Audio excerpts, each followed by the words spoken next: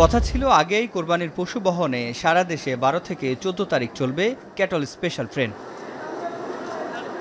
প্রথম দিনের মতো বৃহস্পতিবার ভোর থেকেই কমলাপুরের শহরতলি স্টেশনে সারা দেশ থেকে আসতে থাকে পশুবাহী ট্রেন। সকাল 10টার মধ্যে চলে আসে দ্বিতীয় দিনের 3টি ক্যাটল স্পেশাল। শুধুমাত্র জামালপুর থেকেই এই লাগেজ ভ্যানে করে 800 কোরবানির পশু নিয়ে আসা হয়েছে এবং এটি সহ মোট 3টি ক্যাটল স্পেশাল ঢাকায় পৌঁছেছে বৃহস্পতিবার। এবং এই ক্যাটল স্পেশালে করে পশু আনাতেই যেমন ব্যবসায়ীদের খরচ কমেছে, তেমনি কমেছে ভোগান্তিও।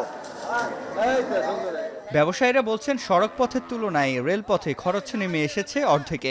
টাকা নিয়ে এলে 1200-1300 টাকা খরচ পড়ছে, ট্রেনে নিয়েছি 500 টাকা খরচ পড়ছে। 21টা গরু নিয়েছি, এর আগে আসছি, আবার আসছি, এখন গরুর নামাচ্ছি।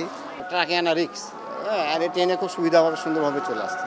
কমলাপুর থেকে এই কোরবানির পশু যাবে রাজধানীর বিভিন্ন হাটে। সেখানে আছেন সহকর্মী রকিবুল রাহাত। শুধু ট্রেনেই নয়, রাজধানীর হাটগুলোতে পশু আসছে ট্রলারে, এমনকি এভাবে ট্রাকে চেপেও। রাজধানীর আশপাশের জেলা তো রয়েছেই, দূর দূরান্তর জেলা থেকেও এভাবে ট্রাকে করে গরু আসছে রাজধানীর গাবতলী হাটে। এখান থেকে পশুগুলো নিয়ে যাওয়া হচ্ছে হাটের ভেতরের তাঁবুতে। সেখানে বাধার পরেই আসছেন ক্রেতারা, দেখছেন দরদাম এবং অন্যান্য যে বিষয়গুলো যাচাই বাছাই করা রয়েছে সেগুলো যাচাই বাছাই করে তারা পশু কিনছেন। হাটে এলেও একটুও কমেনি কালুর যত্ন। বছর চারেক লালন পালনের পর এবার গাবতলী হাটে পশুটি নিয়ে এসেছেন কুষ্টিয়ার আব্দুস সালাম। আপনার 7টার দিকে নামাইছি, এখনো দাম দেওয়ার খুব একটা হয় নাই, আমি 15 লাখ পর্যন্ত চাচ্ছি। রাজধানীর অন্যতম বড় পশুর হাট গাবতলী ভরে উঠেছে কোরবানির পশুতে। সালামের মতন গৃহস্থ যেমন আছে, তেমনি ছোট বড় খামারিরাও বিক্রির জন্য পশু এনেছেন এই হাটে। তবে এখন পর্যন্ত ক্রেতা কম, দর্শনার্থী বেশি।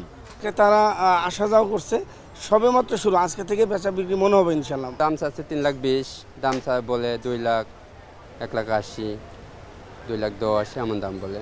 হাতে গোনা দু একজন যারা পশু কিনছেন তারা জানালেন, গেল বছরের তুলনায় এবার দাম অন্তত 20% বেড়েছে। হাটে গরু মোটামুটি ভালোই বড়, কিন্তু দাম একটু বেশি চাচ্ছে। আর যেহেতু আরো 2-3 দিন সময় আছে, ওই হিসাবে হয়তো ব্যাপারীরা একটু হাতে রাইখাই বলতেছে। গত বছর আমি 3টা নিয়েছিলাম 8 লাখ টাকার মতো, এবার নিলাম 10.5 লাখ হাসলি সহ। দাম বেশি, এবার দাম বেশি। পশুর বাড়তি দামের ব্যাখ্যায় গোখাদ্যের দাম বৃদ্ধিকে কারণ হিসেবে দুষছেন ব্যবসায়ীরা। এছাড়াও লালন পালন খরচ বাড়ারও দাবি তাদের। প্রত্যেকদিন একটা গরু 500-600 টাকা করে গরু খায়, সেই হিসাবে গরুর কোনো তো মূল্য পাচ্ছে না, অনেক ক্ষতিগ্রস্ত আছে। মালের দাম বেশি, খাদ্য খাবারের দাম বেশি অতিরিক্ত, বুঝছেন, এই জন্যই তো গরুর দাম গতবারের চেয়ে বেশি। এদিকে সকালে প্রাণী সম্পদ অধিদপ্তরের এক অনুষ্ঠানে মৎস্য ও প্রাণী সম্পদ মন্ত্রী বলেন, কোরবানির পশুর হাটে অপচিকিৎসা বন্ধ এবং অসুস্থ রোগাক্রান্ত পশু চিহ্নিত করতে ঢাকার বাজারগুলোতে তদারকি করবে প্রাণী সম্পদ অধিদপ্তরের চিকিৎসক। আমাদের প্রয়োজনের চাইতে পশুর উৎপাদন এবং সরবরাহের ব্যবস্থা বেশি আছে।